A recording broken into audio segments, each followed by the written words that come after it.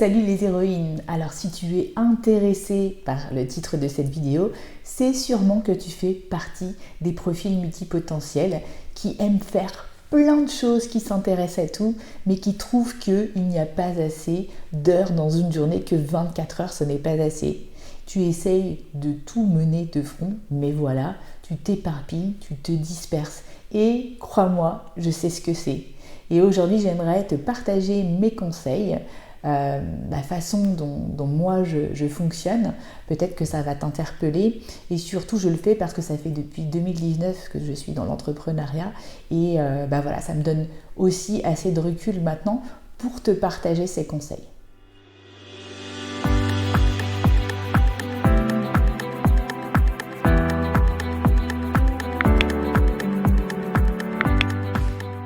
Je m'appelle Sandrine Larive, je suis coach et mentor business et j'accompagne depuis 2019 des entrepreneurs atypiques, multipotentiels à rayonner dans toutes leurs activités sans pour autant s'éparpiller. Si tu es intéressé par un accompagnement avec moi, je te propose d'aller regarder juste en dessous de la vidéo. Il y a un lien dans la description qui te décrit exactement ce que c'est que cet accompagnement.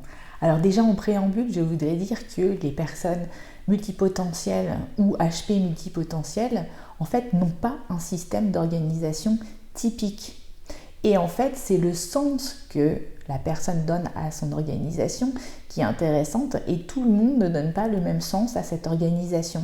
Donc là, moi, je vais partager avec toi un système d'organisation qui a du sens pour moi et pour beaucoup de multipotentiels, mais il se peut que ça ne fonctionne pas. Pourquoi? Donc, prends les choses qui t'intéressent. Il y a sûrement des choses qui t'intéressent, mais regarde aussi ce qui te convient à toi. Et puis ce que je voulais te dire aussi, c'est attention, qu'est-ce que ça va dire? Je me sens éparpillée, je suis éparpillée. Souvent, tu t'identifies à ça et tu procrastines. Tu pourrais dire autrement, tu pourrais dire voilà, je suis dans un système d'organisation qui est encore peu optimisé. Du coup, là, ça donne l'élan pour aller faire quelque chose plutôt que de dire « je suis éparpillé ». Là, c'est identitaire. Et n'oublions pas que la neurodiversité, c'est un continuum. Donc, si tu es multipote, qu'en plus tu es HP, que tu as un TDAH, etc., eh bien, tu vas avoir besoin d'un système d'organisation bien spécifique qui correspond exactement à tes fonctionnements. Il est intéressant aussi de comprendre l'impact du regard des autres sur ton système d'organisation. Quand ils disent aussi que tu es éparpillé, voire même bordélique, alors que toi tu t'y retrouves à merveille, qu'est-ce que ça veut dire? Et comme disait Claude Fitoussi, mieux vaut avancer dans la pagaille que piétiner dans l'ordre. Alors avant d'aborder les 8 principes qui me permettent en tant que multipote de bien m'organiser, j'aimerais te parler de 2 ressources super importantes pour toi.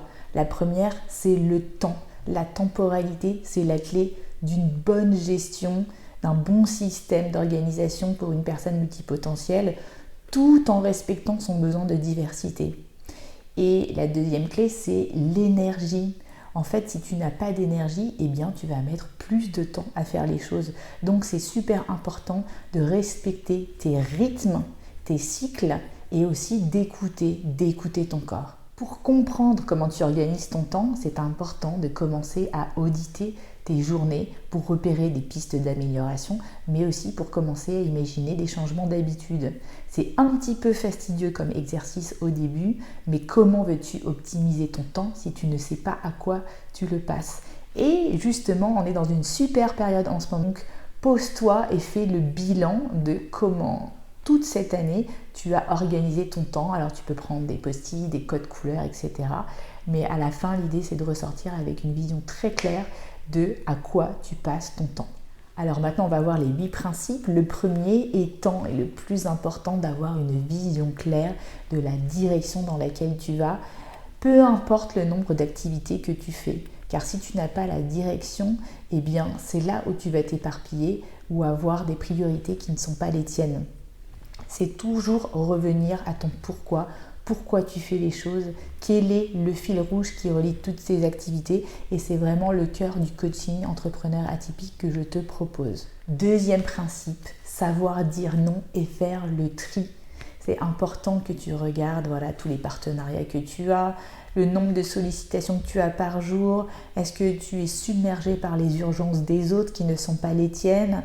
Est-ce que tu as cette peur, cette fear of missing out dont je parlais dans une précédente vidéo, en fait, qui te dit qu'il faut être partout à la fois, et puis du coup, tu es complètement dispersé dans ce que tu fais. Et j'imagine que ça t'est déjà arrivé de vouloir répondre vite aux urgences des autres. Et en fait, plus tu réponds vite, plus les gens te ressollicitent encore après parce qu'ils se sont habitués. Donc, moi j'ai une cliente qui me disait qu'elle n'arrivait même plus à trouver du temps pour aller aux toilettes. Respecte-toi, raccroche-toi à tes valeurs, à ton estime personnelle. Ton temps n'est pas moins précieux que celui des autres. Troisième principe, c'est fonctionner avec des grandes priorités, être minimaliste et se concentrer sur l'essentiel. C'est important que tu saches mettre du focus sur tes activités. Oui, tu peux en avoir plusieurs, mais tu ne peux pas faire tout en même temps. Donc, par exemple, sur un trimestre, c'est se fixer uniquement 2-3 grandes priorités avec des sous-objectifs. Et bien sûr, ça va arriver que des fois, tu n'arrives pas à les atteindre, mais c'est pas grave, tu vas y revenir. Certaines personnes, au niveau de la forme, aiment utiliser des mind mapping pour avoir une visualisation globale de ces priorités. D'autres vont utiliser des fonctionnements plus linéaires. C'est à toi de voir ce qui te convient le mieux. Quatrième principe, alors là moi j'ai complètement laissé tomber la to-do list, ce sont mettre en place par rapport à tes priorités trimestrielles des process, des routines optimisées. Par exemple, moi j'ai besoin de garder de la fidélité avec mes clientes, donc j'ai mis en place un système d'email automatisé pour pouvoir garder du lien, ce qui me donne beaucoup plus de liberté pour faire tous les apprentissages, les formations, des choses comme ça que j'ai envie de faire en tant que bonne multipotentielle. Et l'idée, c'est de, justement, grâce à ces process, déléguer le plus possible à des systèmes automatisés pour te concentrer, toi, sur ta zone de génie, ce que tu aimes faire naturellement. Cinquième principe, c'est reprendre le pouvoir, le contrôle sur ton agenda. Ce ne sont pas les autres qui doivent t'imposer ce que tu dois faire, c'est toi qui dois choisir. Alors sur la forme, ça peut être un agenda électronique où tu mélanges le pro et le perso si tu en as envie, un bullet journal, je sais que beaucoup de HP multipotentiels adorent ce genre de format. Bref, peu importe, c'est toi qui dois décider ce que tu mets dans ton agenda. Et moi, j'ai à peu près, par exemple, toujours les mêmes semaines types. Le lundi, je sais que c'est le bon moment pour moi, c'est le bon rituel pour faire des scripts et des vidéos YouTube. Donc, je ne prends pas de clients le lundi, jamais dans la journée. Je respecte mon cycle, je respecte ma fatigue. Je sais que le lundi, je suis en forme, je suis dans mon pic d'énergie et c'est là où je peux faire le plus de scripts et de vidéos. Et à l'intérieur de cet agenda, c'est intéressant de se dire, tiens, en fait, on ne peut pas trouver en une seule fois une organisation type optimisée. En fait, des fois, ça peut prendre même plusieurs années. Donc, c'est important que tu sois dans l'esprit essai, erreur, optimisation tout le temps. Et puis aussi, c'est important, évidemment, de garder de la place, des blocs de temps pour les imprévus. Sixième principe qui est lié à la loi de Parkinson, c'est de bien utiliser ton temps et de te mettre des dates butoirs, ce qu'on appelle en anglais des deadlines. En fait, plus on a de temps, et c'est normal, plus on s'étale. Donc, c'est important d'avoir, et de soi-même, se fixer des dates et de faire un rétro-planning par rapport à ces dates sur toutes les micro-étapes qu'on a à faire. Parce qu'en tant que multipotentiel, le problème c'est qu'on finit jamais rien parce qu'on n'a pas de date butoir. Donc on commence un truc, on ne le finit pas, on recommence un autre truc, on ne le finit pas. Et l'avantage d'avoir un coach, c'est que tu t'engages devant cette personne sur une date butoir et là la motivation est encore plus importante, d'où l'intérêt de faire un coaching. Septième principe, et c'est ce que je faisais déjà quand je travaillais dans le domaine des études marketing, c'est de fonctionner en sprint, donc c'est-à-dire de mettre un effort intense et puissant dans un bloc de temps pour faire en fait un regroupement de tâches qu'on appelle aussi faire du batching. Donc par exemple, moi je bloque un espace de temps pour faire uniquement du tournage de vidéos, uniquement de la lecture d'emails, uniquement du relevé de questionnaires de mes clientes etc., etc.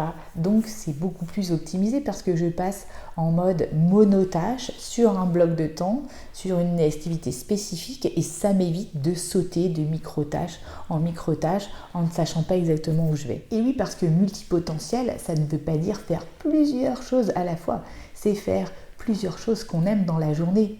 Et donc ce système de séquençage te permet justement d'être beaucoup plus optimisé et de passer d'un sprint à l'autre pour pouvoir au final arriver à faire ton grand marathon de multipotentiel. Et si tu es intéressé dans le défi des 21 jours reconnexion à ton plein potentiel, qui se situe juste en dessous de la vidéo, eh bien je te propose une technique qui s'appelle la technique Pomodoro, qui consiste justement à créer des blocs de temps. Donc n'hésite pas à aller voir ce que c'est le défi des 21 jours. Et enfin, 8e principe, l'importance de la récupération chez les multipotentiels. La loi de Pareto, c'est quoi? C'est dire que 20% de nos actions génèrent 80% des résultats. Et c'est aussi valable pour les temps de repos. En fait, si tu rajoutes 20% en plus de temps de repos, eh bien, tu peux avoir 80% en plus de productivité. Donc, c'est important que tu trouves des moyens d'oxygéner ton cerveau. Et c'est pas forcément en ne faisant rien. Pour certains multipotentiels, c'est intéressant pour eux d'aller voir des projets qu'ils ont à côté, qu'on appelle des side projects. Moi, par exemple, c'est passer du temps de créativité sur Instagram. J'adore faire des petits posts, des petites créations. Et pour moi, c'est pas vraiment travailler, c'est du repos aussi. Ça me permet de reposer mon cerveau, de faire ces petites créations.